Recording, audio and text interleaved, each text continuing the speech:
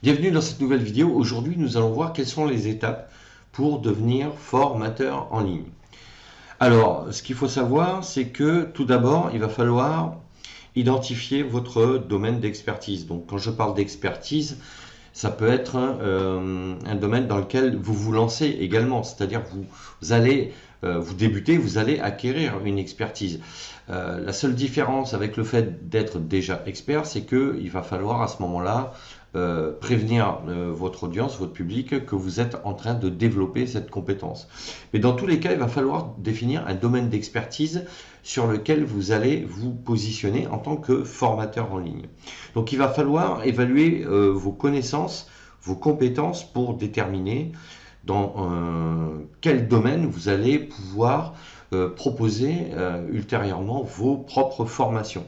Donc il va falloir identifier les sujets qui vous passionnent et pour lesquels vous êtes prêt donc à vous investir pour ensuite les transformer en connaissances. Puisque vous maîtrisez votre sujet, mais il ne suffit pas d'être expert dans un domaine pour transmettre ces connaissances. Il va falloir ensuite tout d'abord définir ce domaine-là, mais ensuite apprendre à transmettre ces connaissances. Mais dans un premier temps, bien identifier, j'allais dire, l'angle d'approche sur lequel vous allez aborder ce sujet, puisque un même sujet peut être abordé sur différentes approches. Et c'est l'angle bien précis sur lequel vous allez présenter et proposer vos connaissances qu'il va falloir définir. Ensuite, il va donc falloir effectuer une recherche de marché.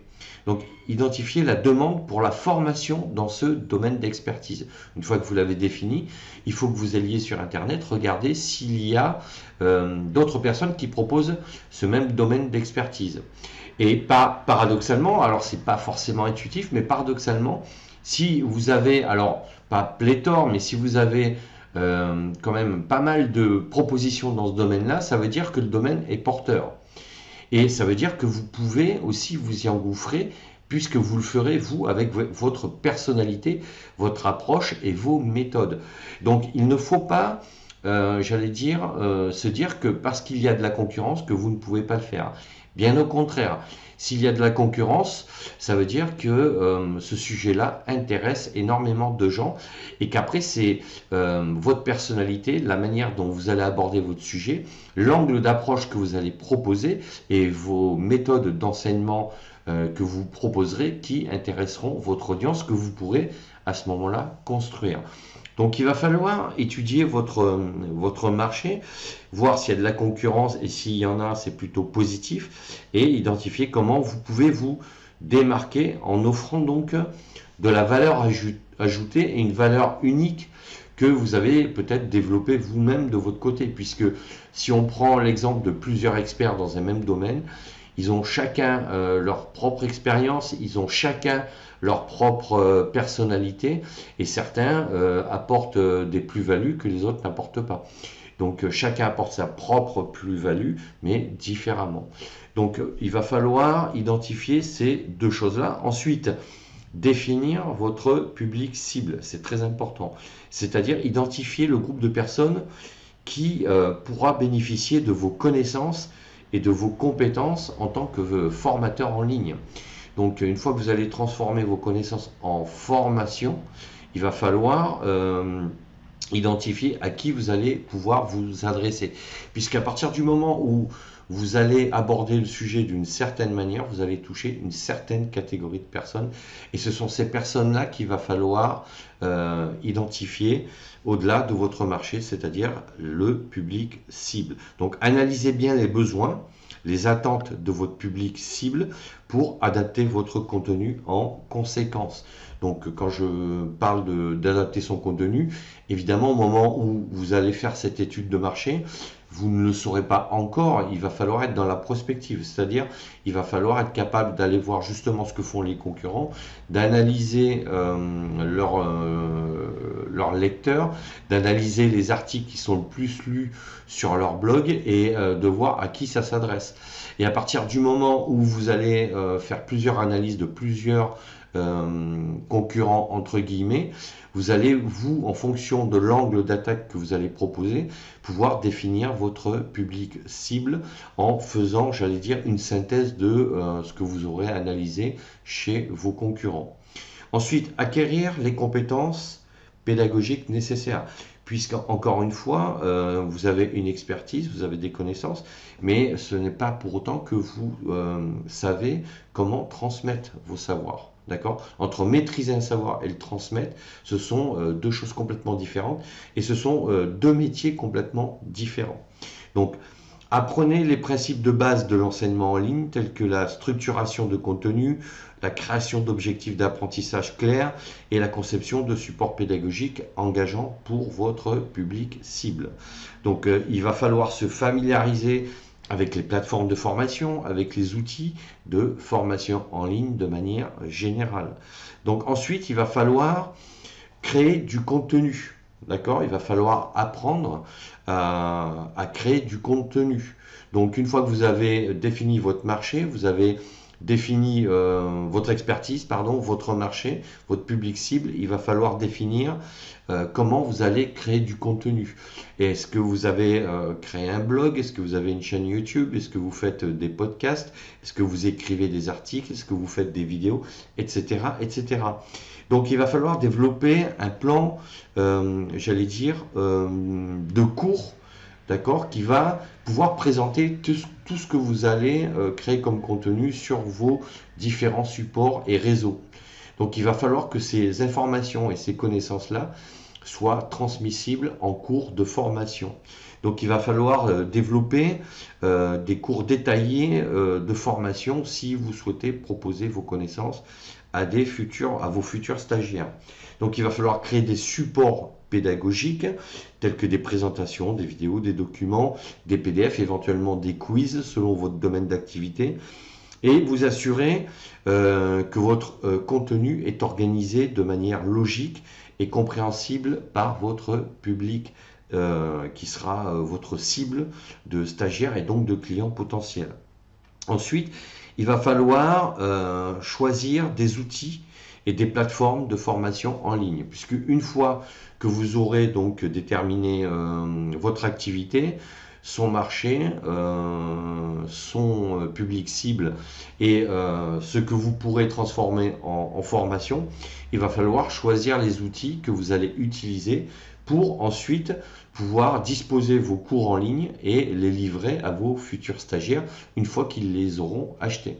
Donc ça, c'est une des étapes très importantes qu'il ne va pas falloir négliger non plus. Donc choisissez la plateforme qui va vous convenir le mieux, d'accord, par rapport à vos besoins et à ceux de vos futurs stagiaires. Familiarisez-vous avec les fonctionnalités de cette plateforme, d'accord, et apprenez à l'utiliser efficacement. Ensuite, l'étape suivante consistera à promouvoir votre offre de formation. Puisqu'une fois que vous aurez déterminé votre cible en marketing, en commercial, que vous aurez rédigé vos contenus, il va falloir ensuite le faire connaître. Et pour ça, donc, il va falloir en faire la promotion. Donc, il va falloir notamment créer un blog ou créer une chaîne YouTube ou une page Facebook. Tout dépendra en fait de votre activité et de ce que, j'allais dire, l'analyse de votre marché aura mis en lumière. Donc, mais on va partir sur l'idée d'un blog qui reste aujourd'hui, j'allais dire, un site vitrine qui vous permet de mettre en avant vos compétences, vos contenus, de vous faire connaître. C'est un très bon moyen pour générer donc ce que l'on appelle du trafic qui va donc créer votre audience et qui va vous permettre de vous faire connaître, d'accord? Donc, il va falloir créer certainement un blog ou une page dédiée à votre offre de formation en ligne pour vous faire connaître. Utiliser les médias sociaux comme Facebook, Instagram ou YouTube, en sachant que j'y reviendrai plus précisément dans d'autres vidéos, mais ce que je conseille fortement, c'est de rester concentré sur 2 supports maximum, voire 3 au plus, quoi. Parce que c'est assez chronophage en fait. Alors sauf, on le verra, là aussi j'en parlerai dans d'autres vidéos, si vous automatisez tous les systèmes, mais avant d'en arriver là, il faut bien commencer par alimenter 2 ou 3 réseaux maximum, et moi je conseille fortement de rester concentré sur 3 maximum au grand maximum. Donc ensuite, éventuellement collaborer avec d'autres professionnels dans votre domaine. C'est-à-dire que si vous faites par exemple des interviews de gens qui sont dans votre domaine pour publier des vidéos sur votre chaîne, vous allez peut-être pouvoir échanger des astuces avec ces personnes, voir comment eux, ils développent justement leur audience et partager des connaissances et des informations pour vous aussi progresser dans votre thématique sur votre support. Donc, développer votre réputation en tant que formateur en ligne. Donc, se faire connaître, ça veut dire faire connaître ses contenus, c'est-à-dire montrer ce que vous savez faire, montrer vos connaissances, mais également vous faire connaître en tant que formateur en ligne. Donc, il va falloir vous présenter. Alors, il y a des formateurs qui, quand on parle de personal branding, c'est-à-dire faire connaître son image de marque, c'est-à-dire soi-même, décident de plutôt essentiellement produire des contenus concernant leur thématique. Et vous avez des formateurs qui, eux, préfèrent, au-delà de leur propre contenu, présenter ce qu'ils font dans la vie au quotidien, s'ils voyagent, je ne sais pas s'ils ont une passion particulière. Ils aiment bien, j'allais dire, lever le rideau de manière plus importante sur leur vie personnelle pour se faire connaître. Donc ça, après, ce sont des choix qui appartiennent à chacun. Moi, je sais que personnellement, sur mon blog, je parle essentiellement de contenu lié à mes connaissances et à mes compétences. J'ai évoqué quelques voyages, mais pas plus, parce que pour moi, si vous voulez, mon objectif, c'est de présenter mes connaissances et mes compétences. Mais à partir de là, voilà, si vous, de votre côté, vous avez envie de faire des vlogs pour montrer ce que vous faites le week-end, si vous avez une passion, etc., c'est une manière aussi de vous présenter et de créer un peu plus de relations, enfin une relation un peu plus différente avec votre audience. Ce sont des choix qui sont personnels. Et ça sera à vous de le voir au fur et à mesure. Donc, développer votre réputation en tant que formateur en ligne.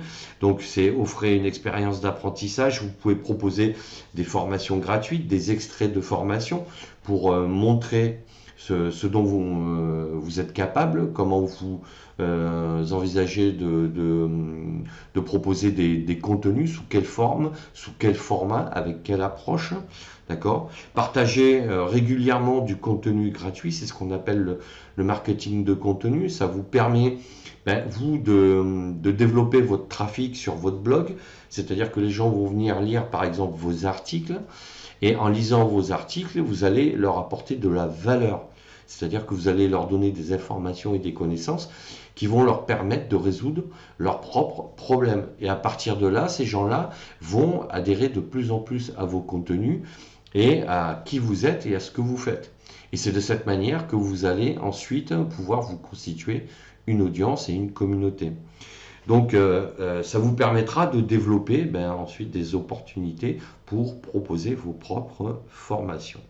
Et enfin, vous allez donc, une fois que vous aurez proposé vos formations, vous allez pouvoir évoluer, diversifier votre offre de formation en fonction de la demande que vous aurez suscitée dans votre audience. Et enfin, vous aurez à assurer le suivi et l'évaluation de vos formations. Donc voilà les différentes étapes. Donc pour résumer, premièrement, donc évaluer vos compétences et vos connaissances.